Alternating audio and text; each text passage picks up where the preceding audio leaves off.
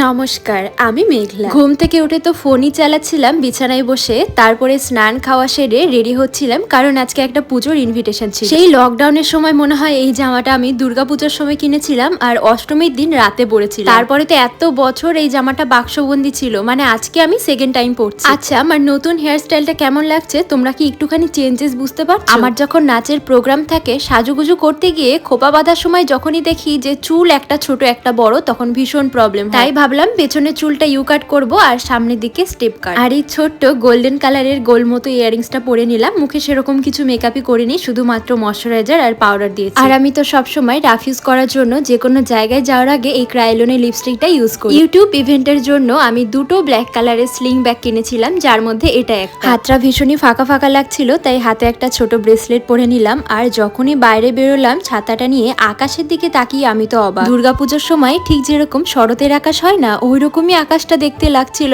এতটা সুন্দর মনে হচ্ছে আমি কোনো পাহাড় থেকে আকাশকে দেখছি। যেই দিদিটার বাড়িতে আমি যাচ্ছি পুজোর জন্য, সেই দিদিটার বাড়ি আমি চিনি না, তাই মৌমিতাদির সঙ্গে একসঙ্গে চলে আসি। আমরা সবাই একই জায়গায় নাচ শিখি আর সেখান থেকে আমাদের পরিচয়। আর ভেতরে ঢুকেই তো দেখলাম এত সুন্দর গাঁদা ফুল দিয়ে ডেকোরেশন। এইটা হলো মাম্পিদি, যার বাড়িতে আমাদের সবার নিমন্ত্রণ ছিল। আর হেয়ার স্টাইলটা দেখো, খুব সুন্দর লাগছিল দেখতে। আর এইটা হচ্ছে রিঙ্কিদি, আর এটা তো মৌমিতাদি, যার সঙ্গে আমি আসলাম। এইটা হলো মাম্পিদির ছেলে, যার জন্মদিন উপলক্ষে পুজোর আয়োজন করা হয়েছে। আর এই মিষ্টি মেয়েটাকে দেখো, এটা হচ্ছে রিঙ্কিদির মেয়ে। কি সুন্দর একটা পুতুল নিয়ে বসে বসে খেলছিল। বাঙালির জন্মদিনে সাধারণত কি করা হয়, কেক কাটা হয় আর পায়েস করে খাওয়ানো হয়। কিন্তু জীবনে প্রথমবার আমি এরকম ইউনিক স্টাইলে জন্মদিন পালন হতে দেখলাম, যেখানে ইসকন মন্দিরের প্রভুরা নিজেরা এসে জন্মদিন সেলিব্রেট করেছে। সাথে গিফটে ছিল একটা শ্রীমদ ভগবত গীতা। ঠাকুরের ভোগ দর্শন করার জন্য সবাই বলছিল, তো ঠাকুর ঘরে গিয়ে দেখলাম এতগুলো ভোগ ঠাকুরের সামনে রাখার। গোপালগুলোকে এত মিষ্টি লাগছিল দেখতে, আর ডেকোরেশনটাও তো অসম্ভব সুন্দর। আর আমার না বাচ্চাদের সঙ্গে খেলতে খুবই ভালো লাগে, কিন্তু কেন জানি না ওর আজকে একটুখানি মুড অফ ছিল। হাই করতে বলছিলাম, দেখো কি কাণ্ড। এইদিকে তো আরেকজন ওর জন্মদিনের গিফটের প্যাকেট খোলা নিয়ে ব্যস্ত। আর এইটা হলো বাচ্চাদের হয় না ওই রিমোট কন্ট্রোল গাড়ি, ওই রকমই। আর খেলতে তো এটা আমার বেশ মজাই লাগছিল। তারপরে তো আমরা খেতে চলে গেলাম ভোগ, যেখানে ছিল পোলাও, বেগুন ভাজা, পনির, ডাল, পটলের দোরমা, আলু ঝুরি ভাজার, সবার লাস্টে মিষ্টি, চাটনি, দই, পায়েস। খাওয়া দাওয়া শেষ করে তো আমরা সবাই মিলে বসে বসে গল্প জুড়েছিলাম। আর এখানে আমি খেলছিলাম বাচ্চাদের সঙ্গে।